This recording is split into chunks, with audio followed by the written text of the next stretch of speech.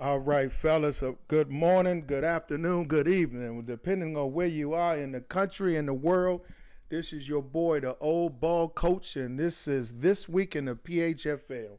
This week in the PHFL, we're gonna take a look at the Bears knocking off the Raiders in the PHFL Bowl rematch. Actually, an exciting game. So we're gonna get down and show you the last two quarters of the not the last two quarters, but at least the last maybe minute and a half of the game. Some key possessions and some key plays in the last couple of minutes of that game. Also, we're gonna take you around the PHFL.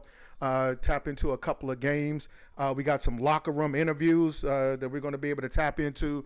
Also, the New York Giants, giant resurgence. I mean, what's going on with the New York Football Giants? They're making a lot of noise in the PHFL. So we're going to tap in and take a look at the Giants and take a holistic view at their season thus far and whether or not they're a mirage or not. And they came off a great victory in their last game. So we want to take a look at the New York Football Giants, and we're going to go through some PHFL news and notes.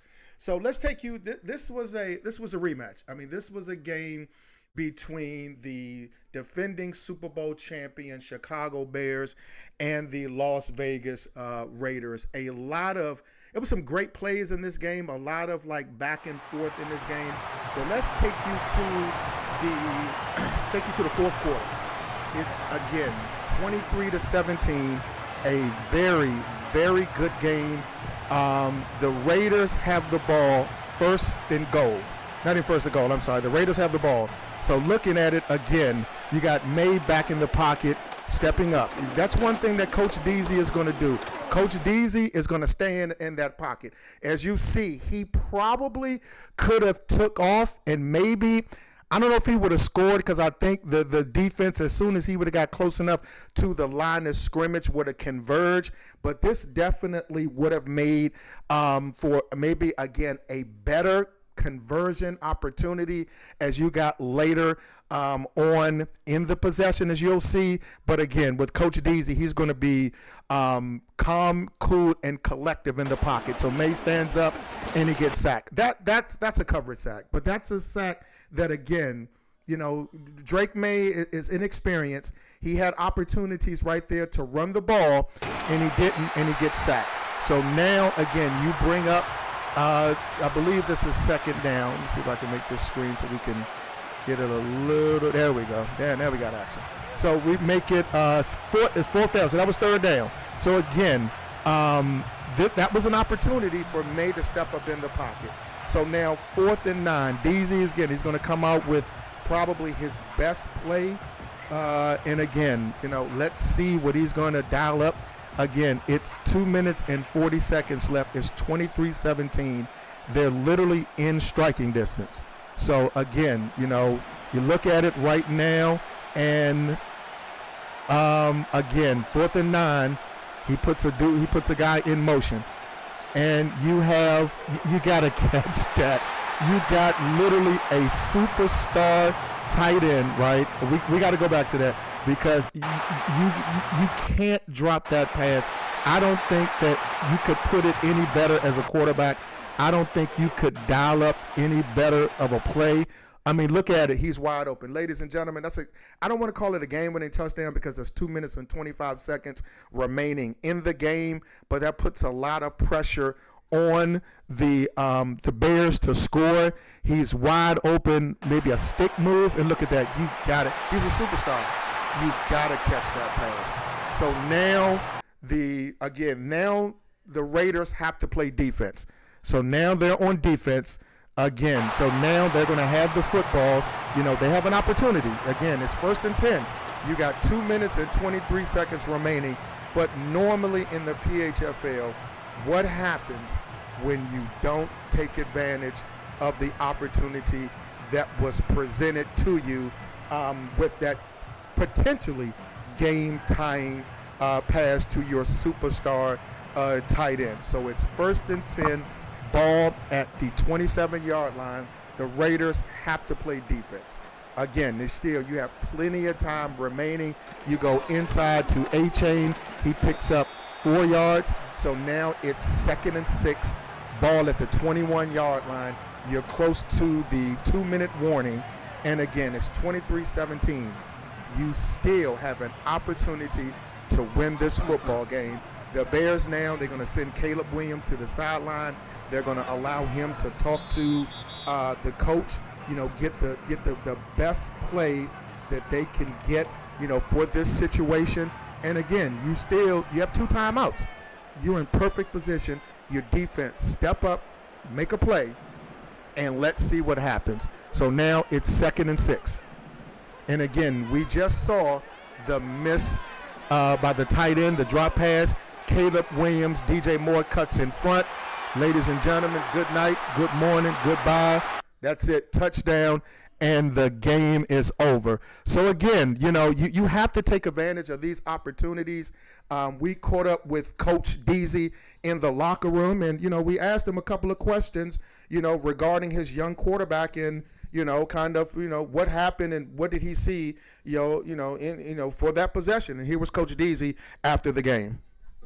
I think offensively we got a lot of things to look at, and we'll do that. For our team, I think we fought, 20 points. Defense battled, special teams played well. We want a player or 2 back here and there. And again, on offense, you're talking about a game of inches, maybe a yard or 2 on some throws that, are explosives for us. And we just didn't make it. At the end of the game, we're in plus territory with a chance to tie it up, maybe win it, and we didn't get it done. And then we asked, again, caught up with Coach Deasy, talking about the line of scrimmage. What did you see at the line of scrimmage? And, what was it, that about today's game that made it tough, for you guys, at the line of scrimmage? And here was Coach Deasy. That controls the line of scrimmage, and on both sides of the line of scrimmage today, it didn't feel like that was. We got our ass whooped. Yeah. Any reason? What's the crux of that? Would you say? We got our ass whooped. What do you take away as some positives of Nothing. today's game? Nothing. Said it. So again, Coach Deasy, again, wasn't proud of his team's effort, as far as the locker room is concerned.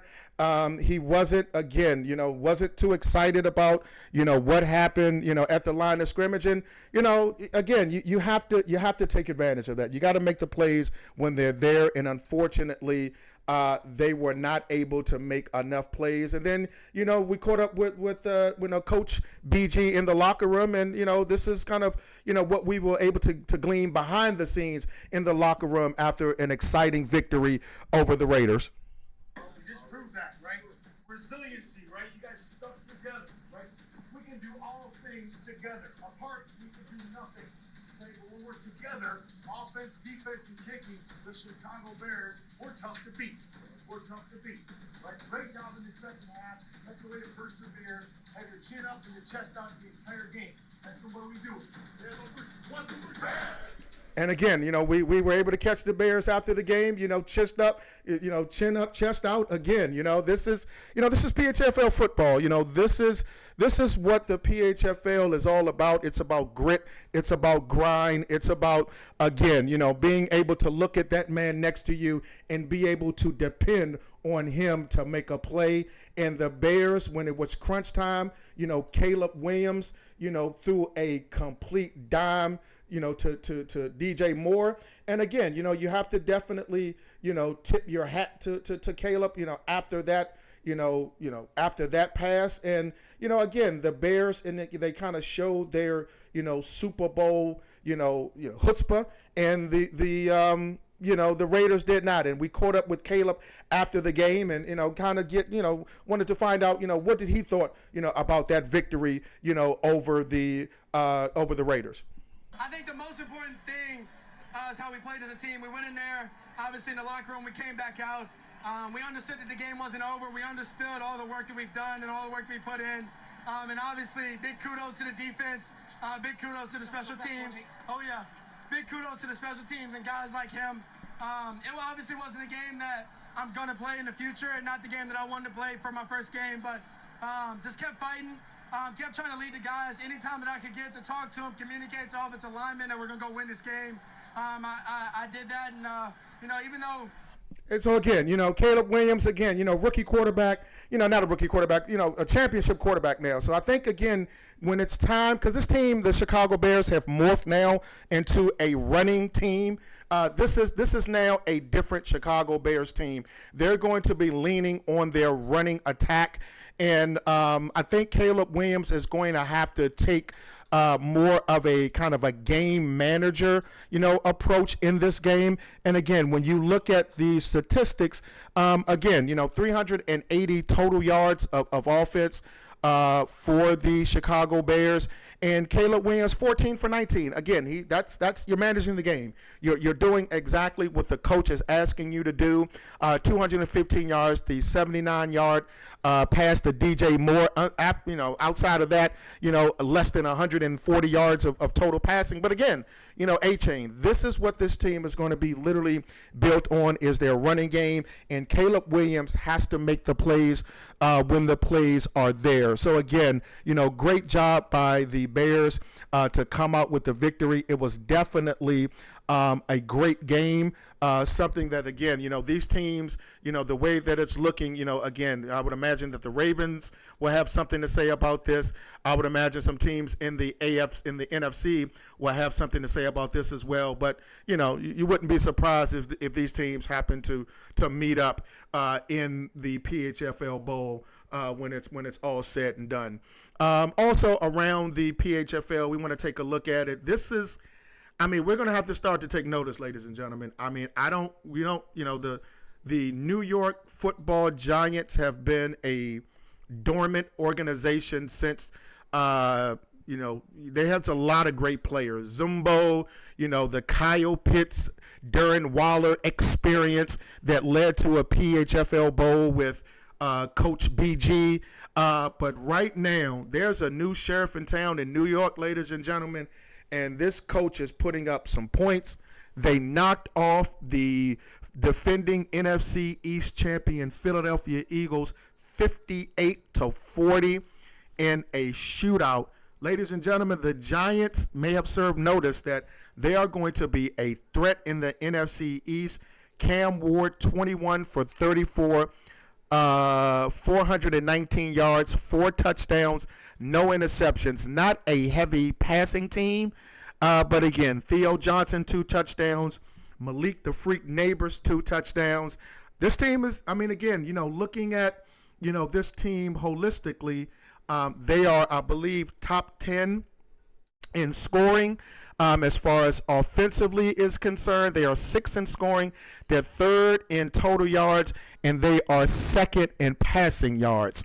This team is tough, and let's take a look at for the Denver Broncos. Let's take a look at one of their games. Again, this is against the Denver Broncos, 56-49. They're putting up points. Again, they're right there. Look at that. It's 2nd and goal. 1 minute and 51 seconds remaining. The Giants 56, Denver 49. Again, another classic PHFL battle. And again, can Denver hold out? Can the Giants make a stance? And can Denver punch it in? 2nd and goal, ball at the 3-yard line. This should be another run. May want to ID that linebacker there. And run between the center and the guard. Kind of a little bit more towards the left. Now it's 3rd and goal. Again, they still have an opportunity. They're only at the 4-yard line. Again, I think I would run it again. You should have been able to probably either put a fullback in, or I think you probably should have ran a little bit more to the right.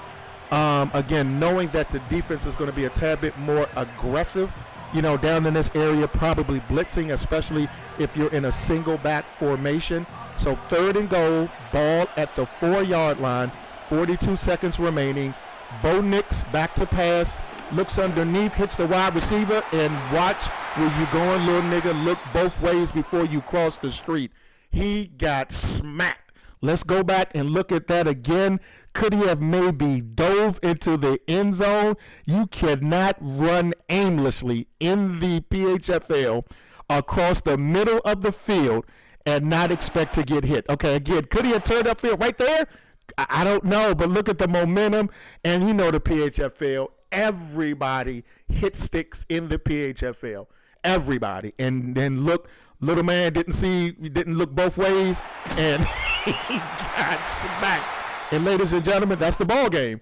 Again, the New York Giants defeated the Denver Broncos 56-51. Again, you got to look at this team, and you definitely have to say that these Giants, they're going to be a problem. Now, looking at their schedule, they have the Tampa Bay Buccaneers and VFL Woe. He's definitely going to put up some points. You got the Dallas Cowboys with True Gamer. You have the Eagles in a rematch. Then you have Buffalo, and then you have the Commanders. So we're going to be able to see relatively soon whether or not the New York Giants are a legitimate contender in the PHFL. Again, you know, we talked to the coach earlier. He said right now we don't have a lot of talent, but right now we're just looking to compete, and we're looking to, again, just try to make a statement. Again, they knocked off the Broncos, a surprising loss. But again, Coach Cronic is one of those guys where, again, you know, if you're kind of let's call it a mid-major. Let's call it a PHFL mid-major. If you're a PHFL mid-major and you play against Coach Cronic and you don't have your A game, Coach Cronic will beat you upside the head. He will definitely give you problems. But again, you know, he stepped up in competition, played against the division champion Eagles, and they came out with the win. So you can't, you know, you have to kind of look at them with that eyebrow raised and say, you know, we caught up with Coach Shump, and Coach Shump said, hey, listen, we're glad that, you know, he's you know, coming in with some competition. You know, we're glad right now that he's, you know, sticking around. But we know in the PHFL, you know, 1 loss, 2 loss, 3 loss can turn into 7, and then the next thing you know, there's some excuse why, you know, your Xbox don't turn on. There's some excuse why, you know, your controller is broke. But again, the Giants said no, they're here. You know, they have the Timbs laced up. You know, they have their hard hat and construction boots, and they're here to stay. So, you know, we'll see as we go along. And looking at, you know, some of the other results in the PHFL after week 2, the Houston Texans, ladies and gentlemen, let's bring out the band. Let's bring out the parade. They got their first victory of the season over the Atlanta Falcons, 62-17. It looks like, again, that Coach Shifty, and they had a players-only meeting. From what we've heard, C.J. Stroud held a players-only meeting, and they discussed right now, you know, some of the acrimony between coaching and kind of some of the things that they were looking to do from an offensive perspective. Some of the defensive leaders also, again, chimed in as far as the scheme is concerned. And, you know, they came out and they definitely, you know, put a beating on the Atlanta Falcons, 62-17. C.J. Stroud got back to his superstar status, 16 for 23, 311 yards, 4 touchdowns, and 1 interception. Dante Didale, 22 carries, 162 yards. So definitely a balanced attack. And I think, again, you know, we used to call it a get-right game. So I think right now the Texans needed that get-right game to kind of, you know, calm the nerves, calm the crowd, and allow, again, you know, the fans to at least, you know, breathe easy with their first victory of the season. The defending, well, you can't call them defending because it was the Raiders, but the Baltimore Ravens defeated the Seattle Seahawks 62-40. Lamar Jackson, 24 for 47, 501 yards, 6 touchdowns, and 3 interceptions. Coach Spot said, listen, it's going to be hell to pay after their loss. So I think, again, you know, we're going to have to look at, you know, the Ravens and really consider them probably the favorites in the AFC. Again, they're putting up, you know, points at a record pace. Right now, they are 3-0. And again, you know, after talking with, you know, the media last week, you know, Coach Spot Harbaugh was definitely, you know, he's definitely has a different emotion, a different focus. So again, you know, that's that's definitely, what we were looking at. And let's get to, the Ravens after their victory. Again, behind the scenes in the locker room where only the PHFL cameras are allowed. And this is the Ravens after their victory over Seattle with Coach Harbaugh. Our Father, who art in heaven, hallowed be thy name. Thy kingdom come, thy will be done, on earth as it is in heaven. Give us this day our daily bread. Forgive us our trespasses, as we forgive those who trespass against us. Lead us not into temptation, but deliver us from evil. Thine is the kingdom. Again, the Ravens are in prayer. And again, you got to respect that. God-fearing team, came out with the victory. So again, they have a big game coming up against the Colts. We're definitely going to be looking forward to that game. Again, the Ravens right now are looking at them from a statistical perspective, probably in the top 10 in all offensive categories except for running. Yep, they're number one in points. They're number one in yards. They're number one in passing yards, and they're number 21 in rushing yardage allowed. Defensively towards the bottom, but I don't know whether or not is that a factor because they are scoring so many points that they're giving up yardage. I know their toughest game of the season was against the Chicago Bears, and that was a 44-38 win. But they're averaging 61 points per game.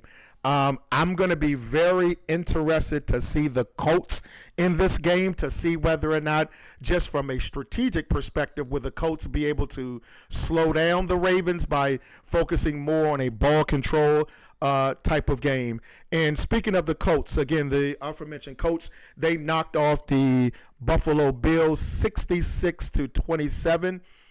Looking at some of the statistics in that game, Anthony Richardson, 16 for 29, 405 yards, 4 touchdowns, and 6 interceptions.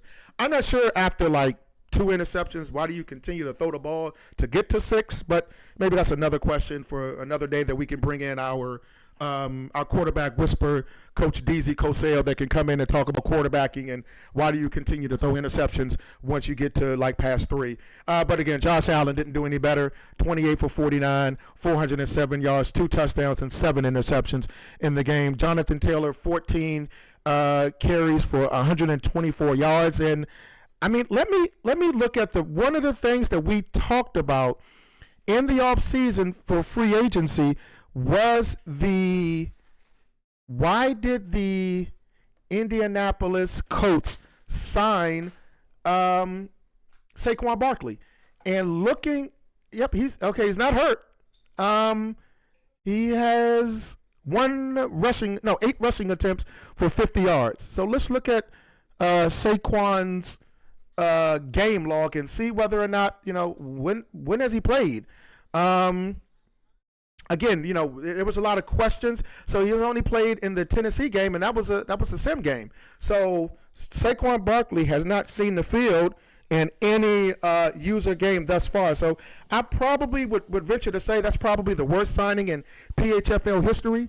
You signed a back that is 30 years old.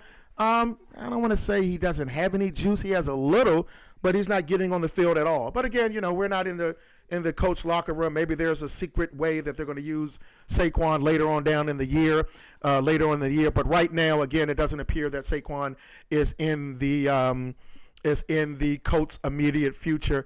And then the final game of this week that has been played thus far, the San Francisco 49ers outscored the St. Louis or the Arizona Cardinals 62-51. From a statistical perspective, they benched Daniel. We thought with the 49ers again that they were all high on Gabriel. This was, they traded Brock Purdy. They were able to get their revenge, but they traded Brock Purdy and Dylan Gabriel was supposed to be the future. Now it looks like he's been benched for Justin Martin. 22 for 42, 417 yards, 5 touchdowns, and 2 interceptions. Rookie out of UCLA has an 84 throwing power. Man, we don't think this guy can throw his way out of a paper bag. However, again, maybe if you're keeping a West Coast type of offense and you are maybe throwing a lot of short and intermediate passes, maybe, again, that would work. It definitely worked against the against the Cardinals. Let's look at who's next up on the list for the 49ers as far as their schedule is concerned, to see the realistic chance for this quarterback to develop with those types of traits. It looks like they have the Eagles next, so we'll be able to. Then they have Coach Balling and the Rams. Then they have the Browns. Then they have Seattle. Then they have the Bears, and then they have Seattle. We're going to know extremely quick whether or not this quarterback has what it takes to be a PHFL franchise quarterback. So, again, a lot of great action in the PHFL. We were able to take you behind the scenes, give you kind of a snapshot of the teams, of the victories thus far. We were able to show you, again, the Chicago Bears and the Raiders highlights, allow you to tap in from Giants and Denver, showing you some statistics. And before we close out the show, let's take a look at some of the rookie statistics, statistical leaders thus far, just to give you kind of an overview and see what rookies are actually performing. Dylan Raiola is the number one rookie in passing with 9 touchdowns, 6 interceptions, 815 yards. Justin Martin is second, and Arch Manning right now looking for a coach. Hopefully, again, we can get Arch a coach so that way, his true talents can be manifested. I have to assume that Arch is a hidden dev. Hidden dev, 95 throwing power, 83 mid, 88 short, 78 throw on the run. What's his speed? 85 speed. That's about right. 87 throw under pressure. So it looks like Arch definitely has some skills that the right quarterback coach can build up on those traits. Looking at rushing, again, Dante Dardell for the Houston Texans is number one rookie with 321 yards. Jarek Gibson is second at 170. And Taylor Tatum for the Buffalo Bills is at 129 yards so far this season. Receiving, again, how do you have 627 yards and 8 touchdowns in 3 games? Again, the Baltimore Ravens in their aerial attack. Jacoby Lane is the number one rookie in the PHFL, followed by Jalen Ross and Cam Coleman for your Houston Texans. From a defensive perspective, interceptions, the number one player in interceptions is Teo Johnson from your Houston Texans. Again, Coach Shifty is definitely a secondary guru, and Teo Johnson right now is on his way to possibly being the next up-and-coming star in that Houston Texans secondary. And then Dylan Stewart from your Detroit Lions leads all rookies with 2 sacks. Now, outside of rookies, just kind of looking at the PHFL from a statistical perspective, let's go in and look at passing yards. Lamar Jackson leads the PHFL with 1,500 yards, followed by Cam Ward and Brock Purdy, followed by C.J. Stroud. Touchdown leaders, again, it's Lamar Jackson with 18 touchdowns.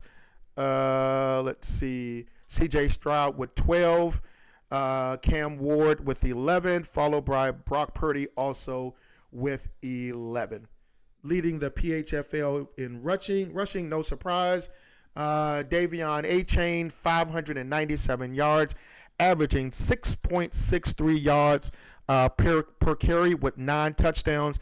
Also leads the PHFL. This is incredible, with 8 carries for more than 20 yards. In broken tackles, looks like Bijan Robinson with 24 broken tackles. And yards per game, again, Davion Achane averaging a remarkable 219 yards per game. In receiving, the number one in receiving yards, again, Jacoby Lane, rookie, 627 yards, followed by Isaiah Bond, 566 yards, and Brandon Ayuk, 398 yards, third in the PHFL in total yards. And then in touchdown receptions, Jacoby Lane with 8, Isaiah Bond with 6, and A.J. Brown with 4. So, again, those give you just kind of a snapshot of the rookies and giving you a holistic overview of who are the PHFL leaders thus far in receiving, passing, and rushing yards. And then our PHFL players of the week, Jacoby Lane, 10 receptions, 226 yards, 4 touchdowns. Luther Burden from Missouri, 8 catches, 121 yards. And then was that LT Overton, 5 tackles and 4 sacks, 1 forced fumble. And then Christian Benford, 4 tackles, 2 interceptions, and 1 touchdown. Kind of looking at so far your division leaders. The Baltimore Ravens are 3-0. Coach Twitch is back with the Pittsburgh Steelers at 2-0. The Packers are at 2-0, leading the NFC North. The Chicago Bears are at 2-1. Your Atlanta Falcons and Coach Chronic at 2-1, leading the NFC South. Your New York Football Giants are leading the NFC East at 2-1, and the Rams are leading the NFC West at 1-1, while the Niners, Cardinals, and Seahawks are at 1-2. The Raiders and the Chargers are probably going to be neck and neck throughout the season. The Chargers right now are at 2-0. Got a big game against the Commanders later on this afternoon. And then the Raiders are at 2-1, followed by the Miami Dolphins are leading the AFC East. Shout out to Coach Mike S. leading the AFC East. And then you got Coach Yales at 2-0, along with Coach Shupp at 2-1 in the AFC South. So that is it for this week in the PHFL. A quick round-the-clock look at the league. Again,